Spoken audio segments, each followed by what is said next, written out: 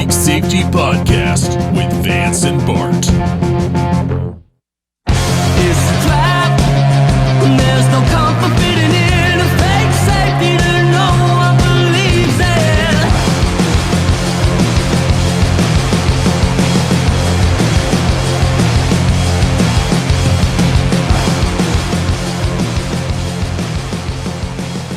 in. You got a topic.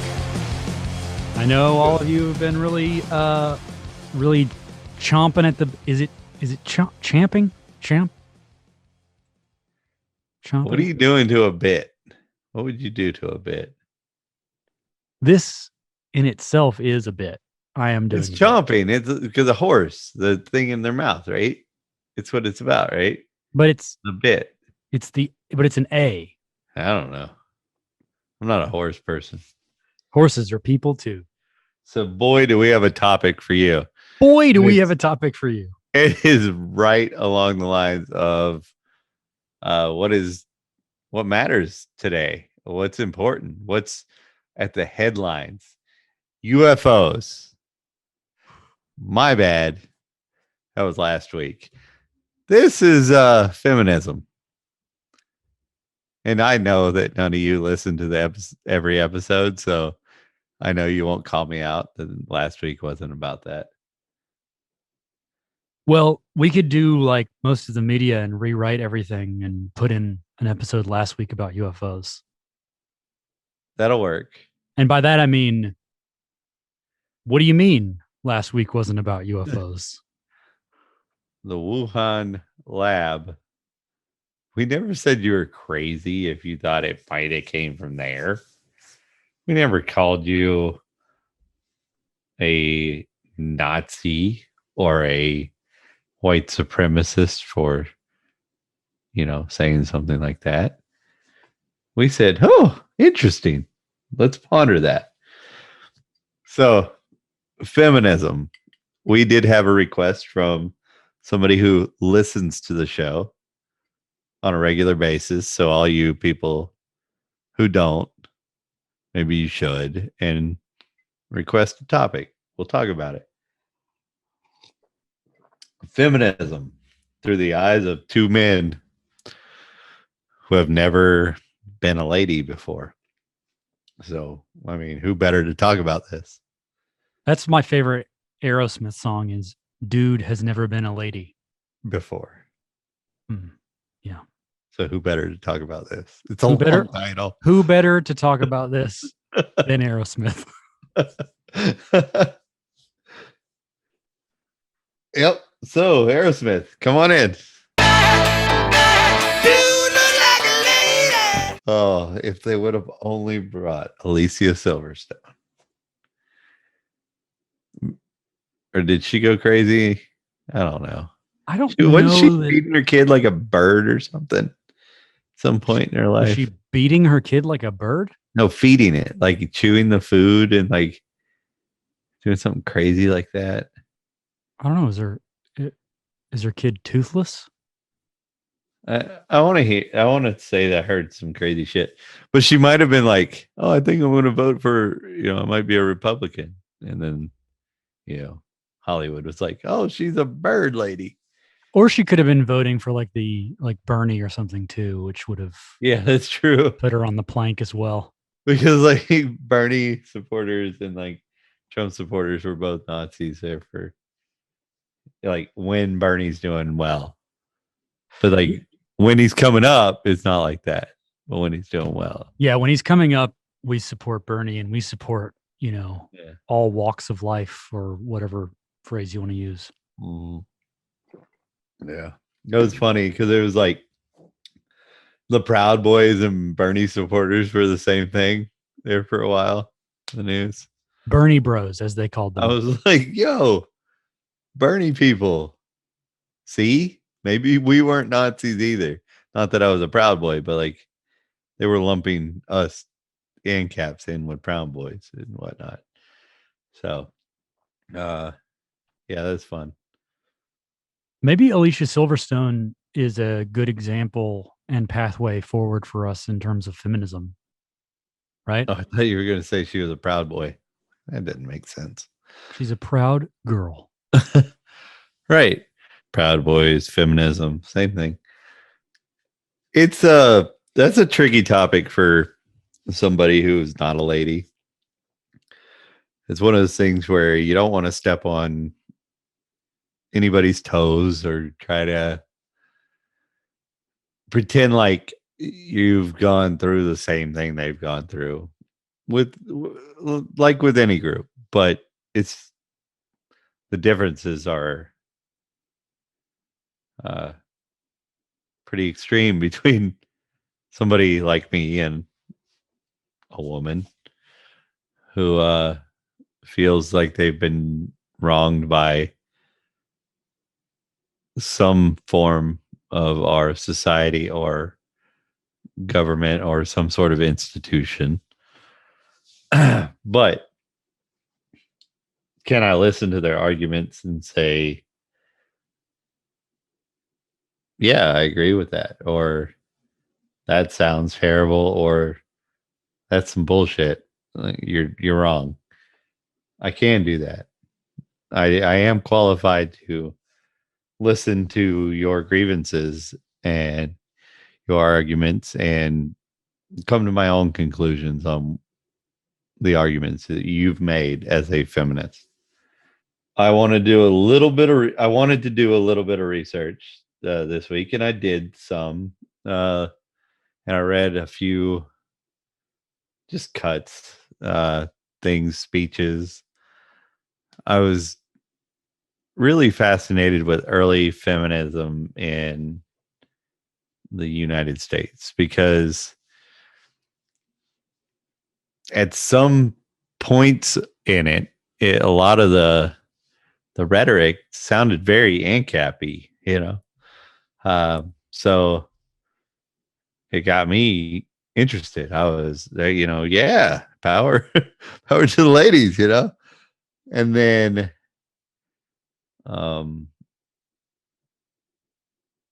it took some bad turns, and then around 93, the new feminist movement or the modern feminist move, something like that. They coined a phrase, but I really lost touch with any of that. I could get behind the grievances in certain aspects, but the solutions, the things they were fighting for, as a principled ANCAP or libertarian, I could not get behind them because I don't agree with using violence upon any peaceful person for your means. So as a man, do I think that women have been overlooked, foreshadowed, taken advantage of? Yes, I do. There are reasons for that in society, at certain times in society. The weak have been taken advantage of, and more women are weaker than more men. But then you get that surprising girl or that surprisingly weak dude. He's right there on the weak side too. He's being taken advantage of. And that super tough girl is taking advantage of people.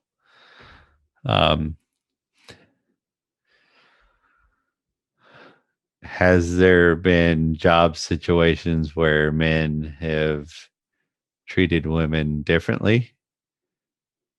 I would say pretty much every, including myself.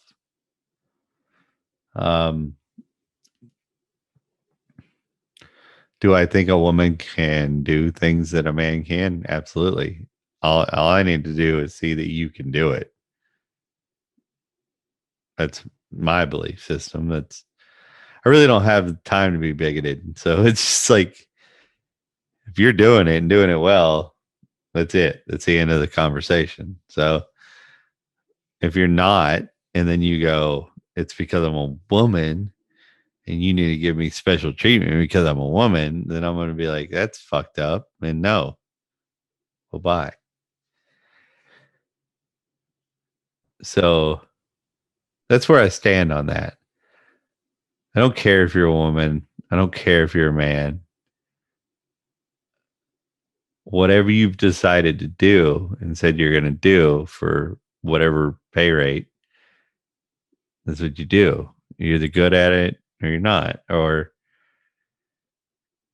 whatever. But then there's situations where I'm in a workplace and a guy says something fucked up or around a girl or whatever. And I might say, like, fuck off, man. That's not cool. Or it might rub me the wrong way and I might, I don't know, whatever. Just, I might stand up for the girl. I wouldn't have done that for a guy. I'm going to be honest with you. Like, I mean, maybe if the guy was, too weak or too timid or whatever, but the girl doesn't have to be too weak or too timid. I'd still do it.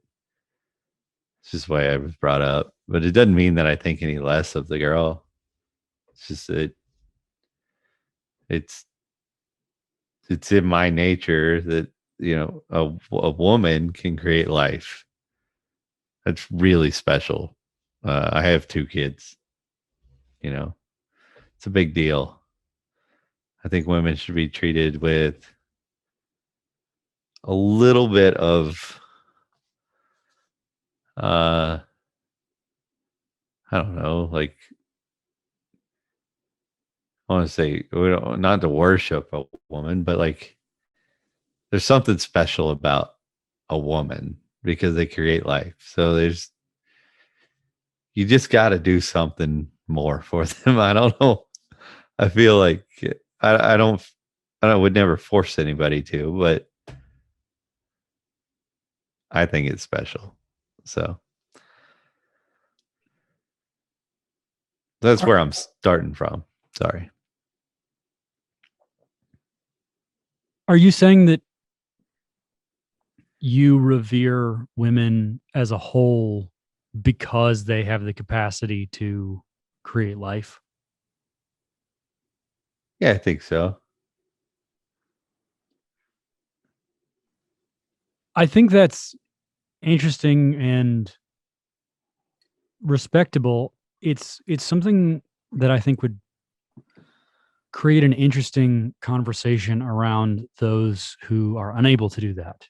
And I think in the same way that let's talk about men and the way that they perform sexually or the way that they perform in some other way, they tie their self-worth to that, and that can be dangerous. And I think equally so is women who sort of tie their self-worth. There's this real crisis of being you hear about women having when they find out that they're infertile or they've had, a miscarriage or something like that. There is this real crisis of being. So it's interesting to think about if that crisis of being is a reflection of what they believe about their self-worth, obviously misattributed and not nearly their value as a person. But I'd be curious to know if that is what they believe or what we as a society have made them to believe, right? Is that innate? If you are a woman coming up in a vacuum and you are attempting to have a child or become pregnant and you find that you are infertile, do you have the same breakdown as someone who has been in a society that has conditioned either for or against that? Right.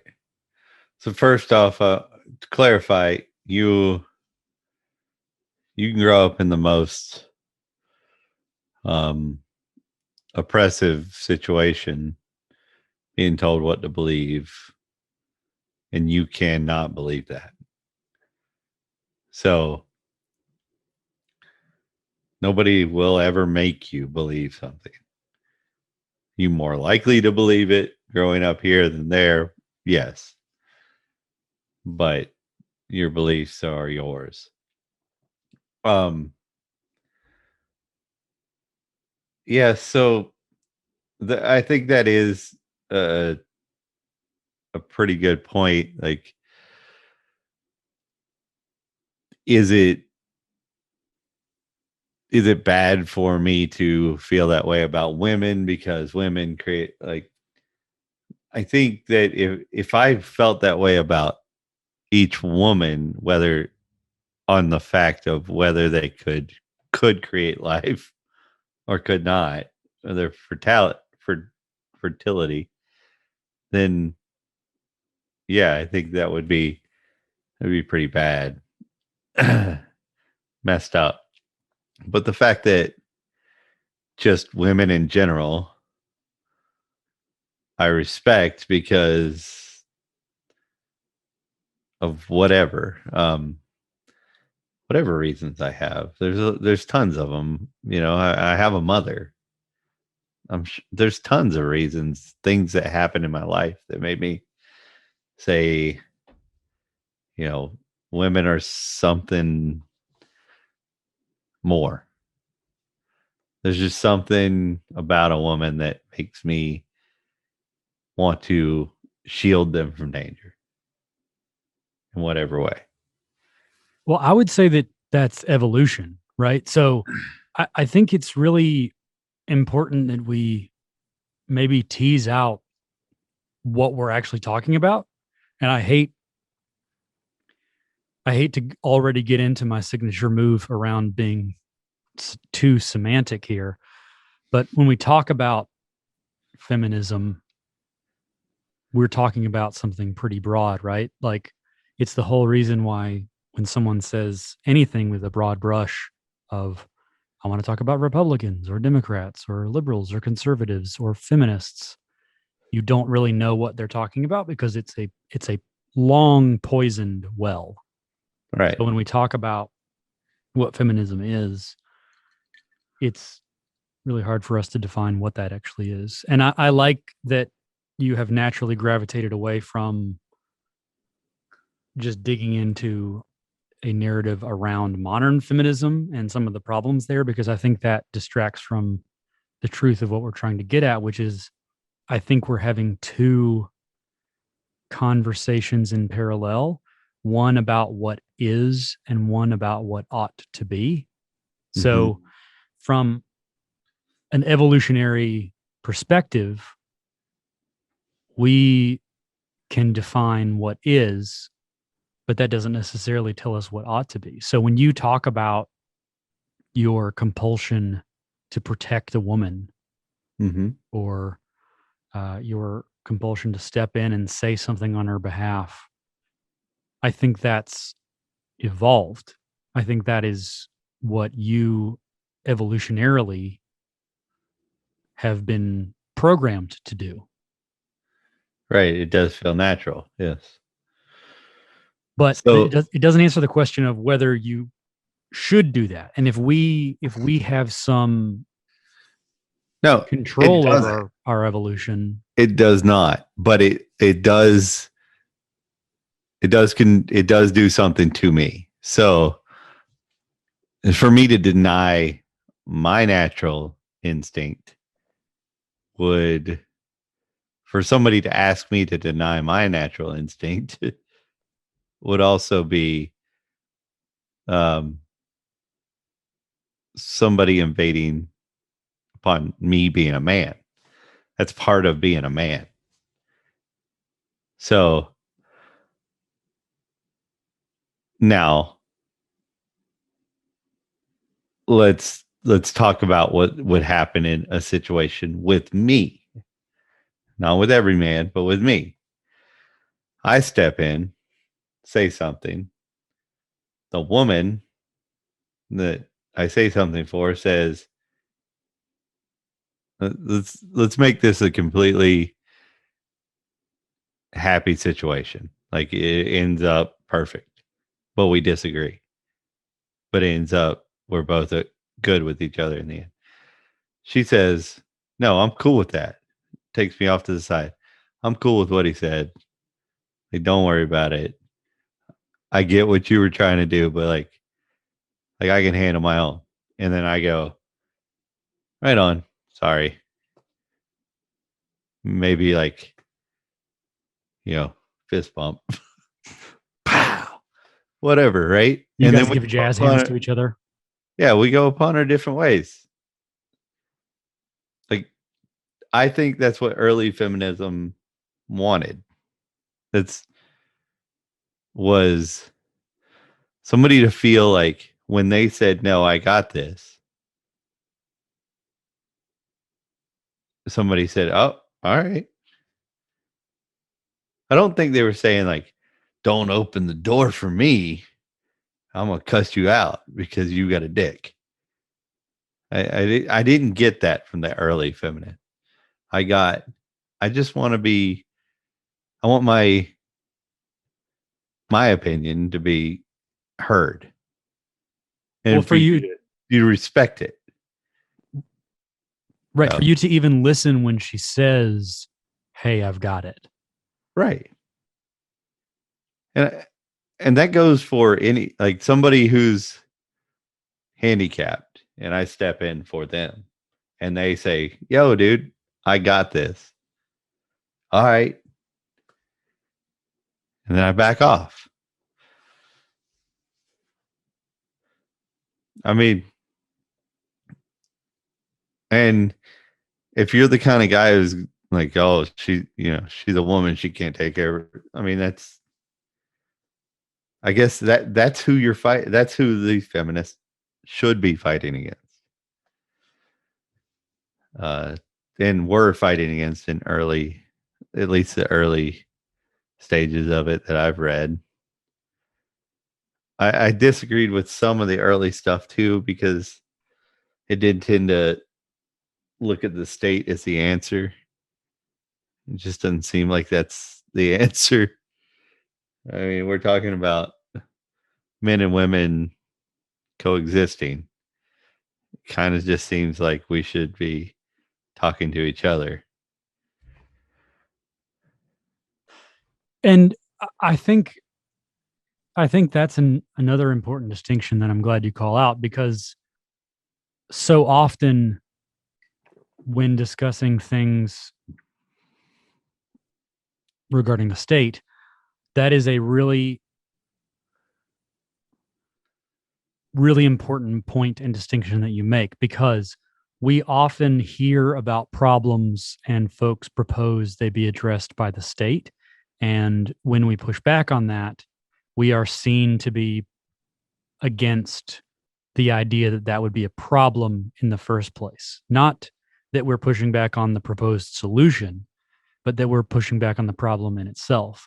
And I think feminism is one of the millions of examples of that. I think it's a big one, and it's a large umbrella topic that probably carries a lot of that. But I think we should probably even double down on that part of what you're looking at, because it's not enough to say that there is a problem. You have to have a solution that's reasonable, because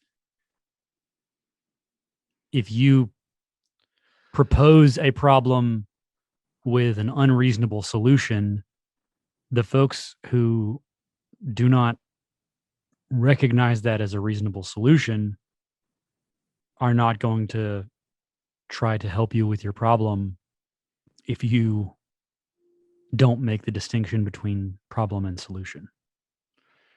Right. I mean, we could take a couple of the issues that they have.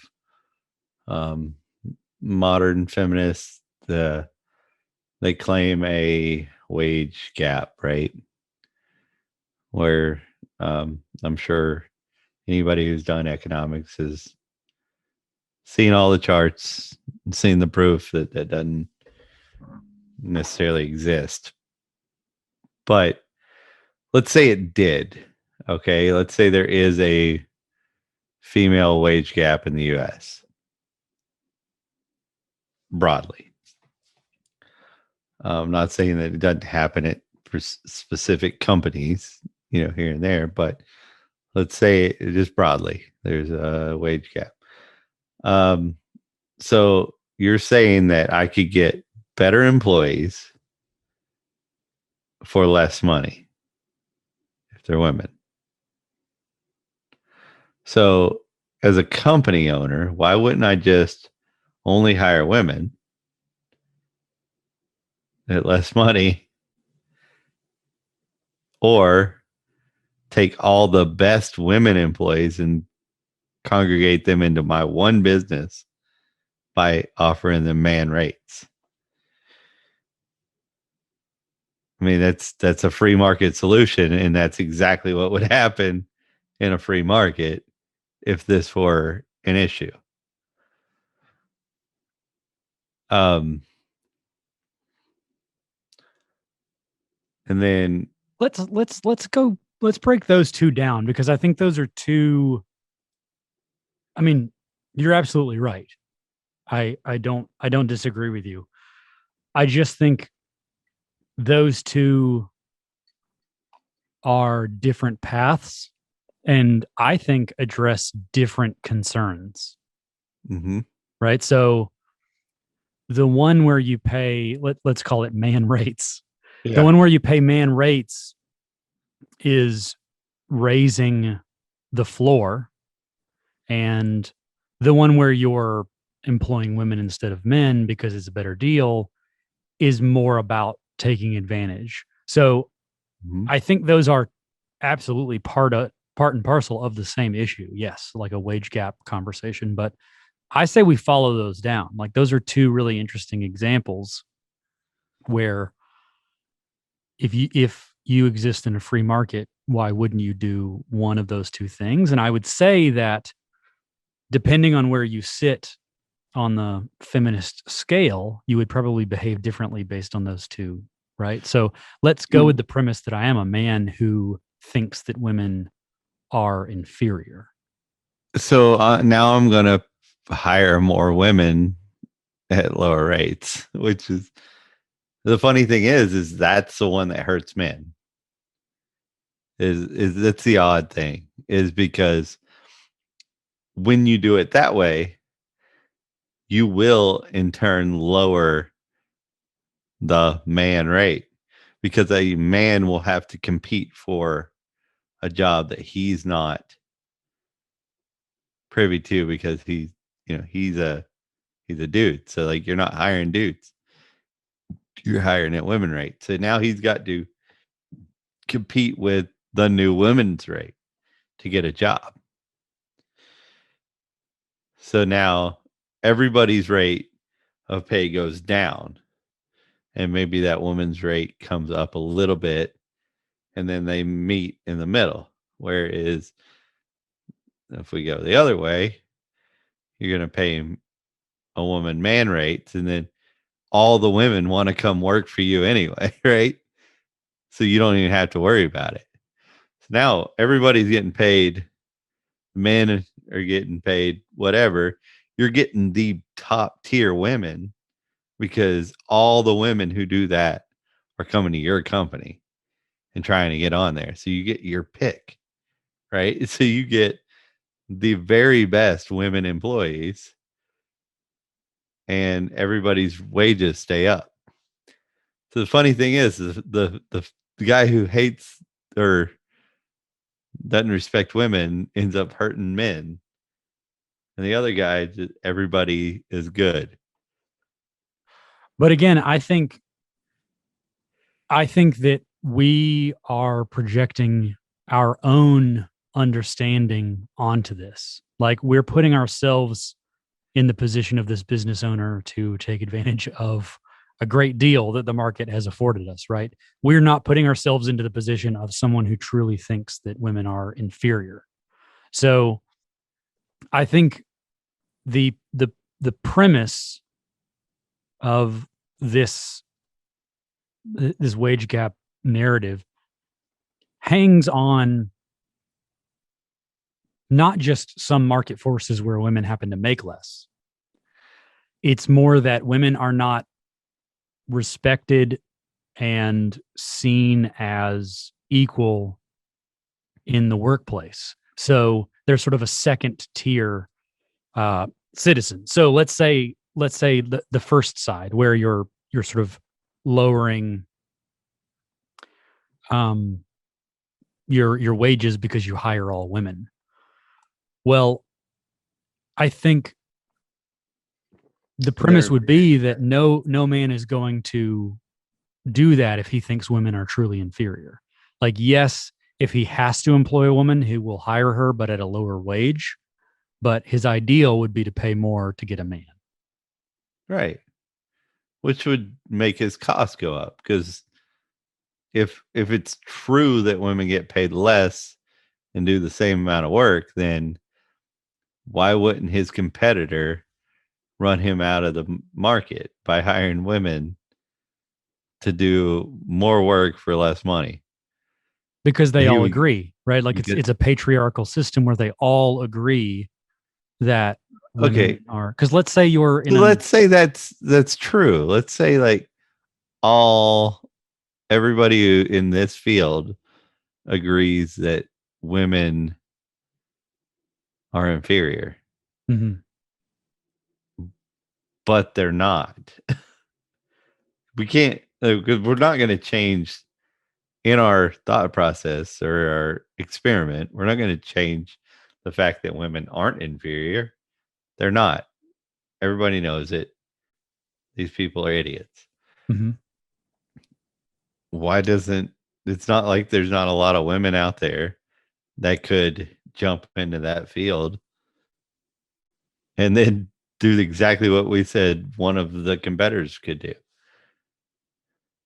Well, this is why it always ends up with the conversation turning to a broad patriarchal problem.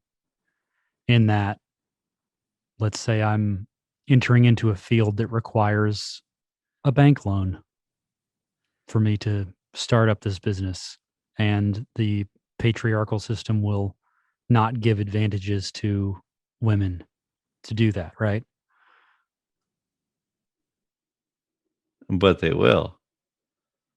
I mean, without regulation and protections of banking systems, they have to compete on a free market.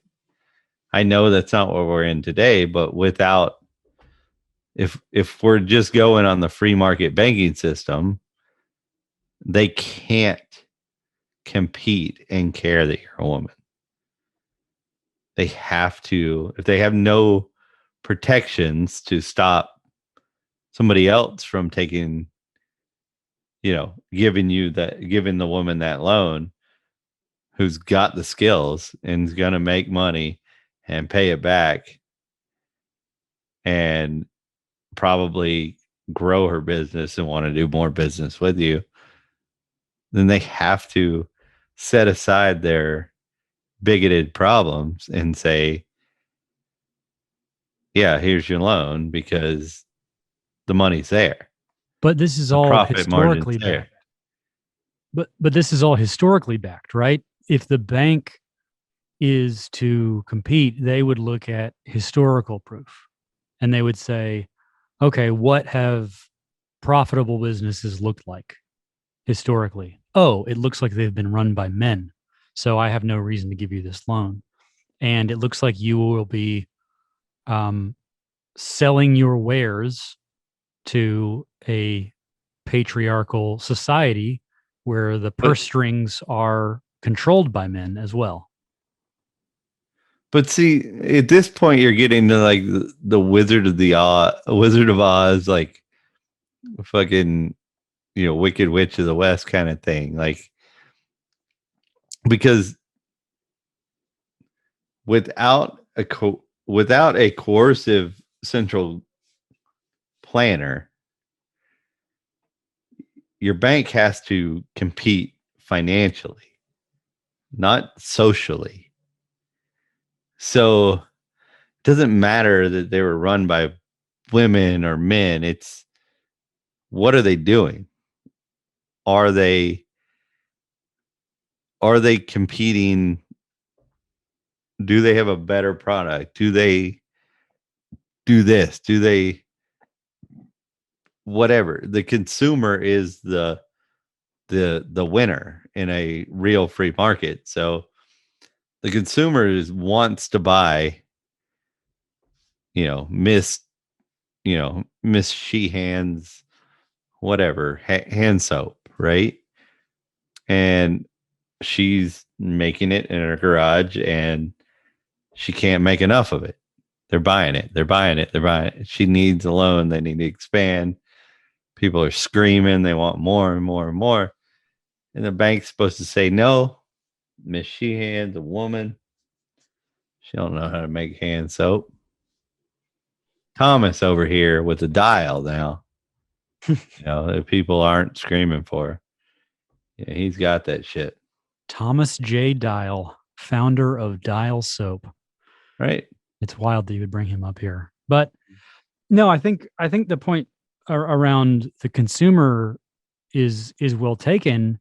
But like I say, if we're going to take the premise, we take all with it, which is that the consumer is a part of a patriarchal society as well, right?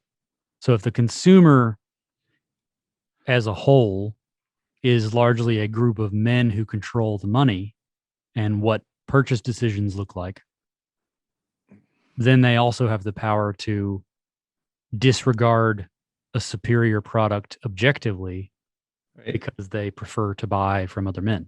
I do. That exists, but it is also punished by the people who don't follow social trends. So at this point, like without a protective regulatory agency, right? I'm the rich guy. I won't buy from women. I'm the progressive guy coming up. I will buy from women, right? I'm losing money. I'm paying more for inferior product. This guy's paying less for a superior product because he's buying from women. Eventually, the free market does this because I'm losing capital. I'm gaining capital. What is social capital worth? Social capital? If it can be said that the best widget wins, but that's certainly not true. There is social cost to your consumption. Okay, yeah, I like that argument because that gets into like what's a salesman? Like, is he just an evil or a middleman, right? But it's not true. What happens is a company may sell an inferior product or a slightly subpar product to this company, but this company always sells a good product. This product's good. This product's good. This product's good. This smaller company, which is what I'm talking about with Chevy, should have been able to fail, would have let that smaller company come up. So you have to put that whole the big company gets bailed out kind of shit when they make a bad decision out of your head with this analogy, because I can't beat them on this one product, but I'm good here, good here, good here, good here, and I have more money, so I'm going to advertise more, right? So people trust this company because I've bought this, it was good. This, it was good. This was good. But at least I know it's not going to be a piece of shit. Might not be the best. I might overpay a little bit, but I know I'm going to get what I want out of it because I've bought these other things from them, right? Mm. So that's how that works. But then the small company has to, they got all their eggs in one basket. So they're customer service and, if they're going to make it, they're all about it. Like you buy from them, they're like calling you. It working? I'll send you a new one, But, and sometimes that's what the market wants. And that little company makes it. And Chevy goes under. And now there's, Teddy's cars, where Chevy should have been gone. It should have been Teddy. So, yeah, and some other poor schmuck should have been a millionaire. But no, we bailed out Chevy with our taxpayer dollar, and they paid it back by, moving numbers around in the interest rate market to make it look like. But Chevy never paid back $1 to the taxpayer. Not one fucking cent did they give back. Not one goddamn cent did they pay. But they made it look like it on the books. And they even put out a fucking commercial that they paid it back because the Ford was using that shit against them. They didn't pay anything back. If Chevy was a woman, it would have been cheaper to bail them out.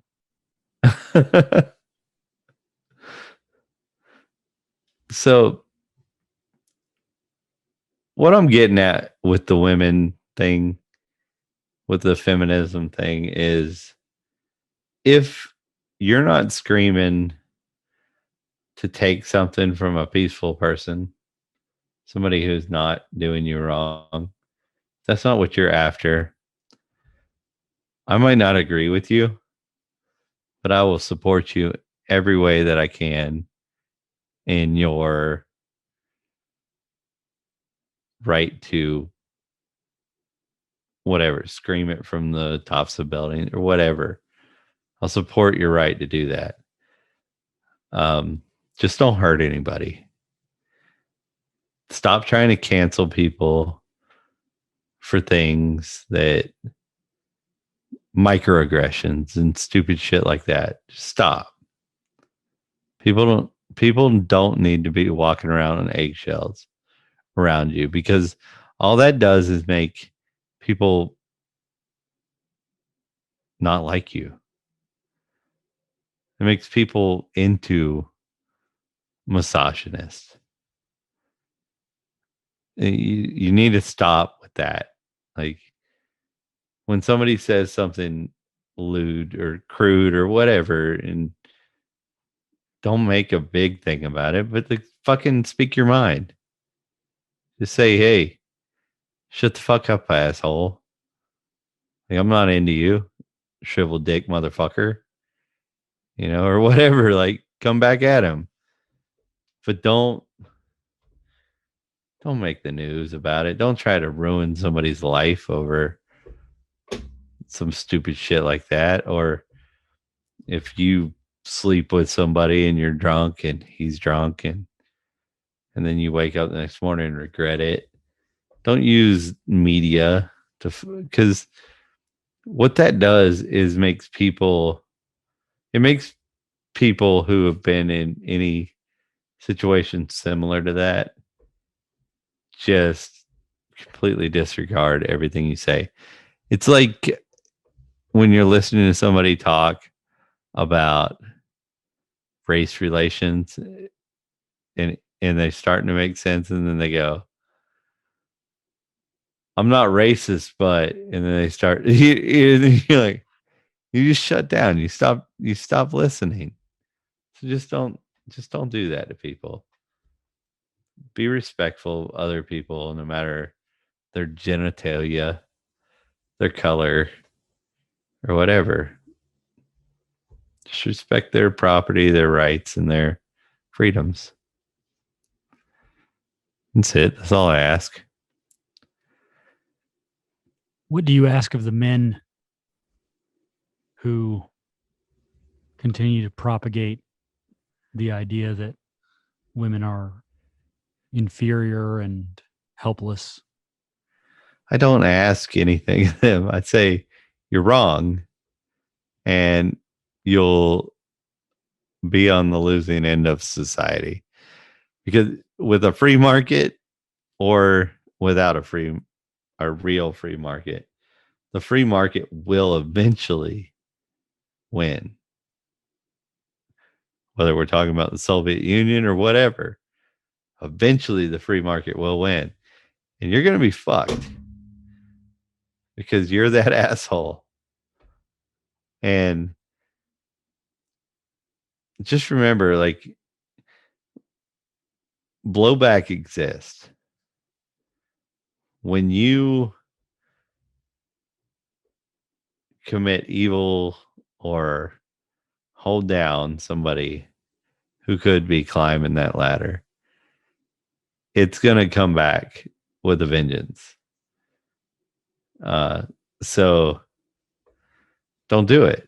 If there's a girl that needs to be higher on that whatever list, an employer, let it happen. It'll look good on you as a manager too. Like if you're a manager who thinks, oh, only men, like if this girl's really showing you something, just give it a shot. Because if she does good, it'll look good on you as a manager. You'll get a raise too, you know? There's really no downside to it. So just, I don't know. I don't know what to say to those people because if they're going to follow it to its end, they have to lose. It doesn't work. So I think I'd like to apply Occam's razor here. okay. In that the simplest explanation is likely the explanation. If you truly believe that there has been a system erected, whether that be for the sole purpose of infringing on your rights or it happens to infringe on your rights, regardless of where you believe that system lies on that spectrum, if you truly believe that, I cannot understand why you would believe the answer would be creating another system or a larger, more encompassing system to fight that, as opposed to the simplest answer, which is to simply remove that system. Agreed. And I think that's where I was arguing. I kept arguing the free market will answer without saying stop going to things that aren't the free market. They don't have the answer. I think it's even more important that people recognize that it's beyond them not having the answer. It's that they do have an answer that they have forced upon you, and that does you harm. That state, that system that we're talking about that infringes upon you, it's not just that they don't have the answer. They have the wrong answer. Right. They're creating a lot of the issues that you're fighting against. And quit asking them to fix it. They're it. I know what I'll do. I'll fight the system until they have to listen to me. I've got them on their back, and then I'll say, "Here's more power. Make sure it doesn't happen again." I can't tell you how many movements have done that. Not in just this country, but all over.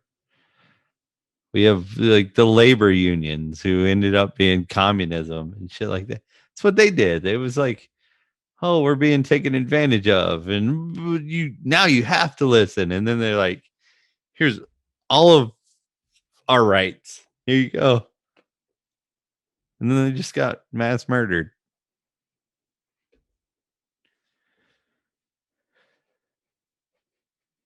Don't do that.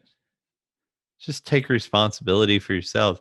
I know it doesn't seem like the right answer when there's nobody with a bullhorn directing whatever. But that's not how it works. Just think about it. Like your own home. Who knows better what should happen in your doors of your house? Don't give that up.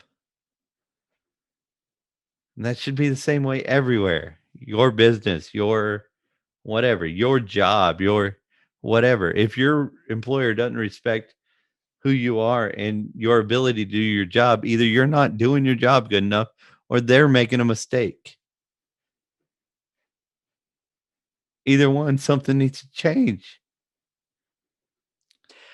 I know that a lot of the things that get proposed to us sound like they have the same simple fix, which is to do away with this system that is infringing upon your rights. But I think it shouldn't be something that seems like a dismissive answer. It's more of a warning that so many of these problems could be answered with the same solution, that this problem is likely much larger than you think. Yeah. And the free market's not simple. Make a pencil. Read the article. Free market's amazingly complicated. And that's why it doesn't work any other way. So, just give everybody a chance. I think a lot of it is that same problem we came up with last week with we were talking about what the people living in different areas segregating on their own freely. When you force something upon somebody, you just create an enemy. Don't do that. It's a trap. There's no comfort fitting in.